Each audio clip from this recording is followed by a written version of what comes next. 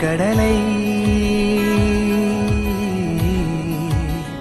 நரை வந்த பிறகே புரியுது உலகை. நேற்றின் இன்பங்கள் யாவும் கூடியே இன்றை இப்போதை அர்த்தம் ஆக்குதே. இன்றின் இப்போதின் இன்பம் யாவுமே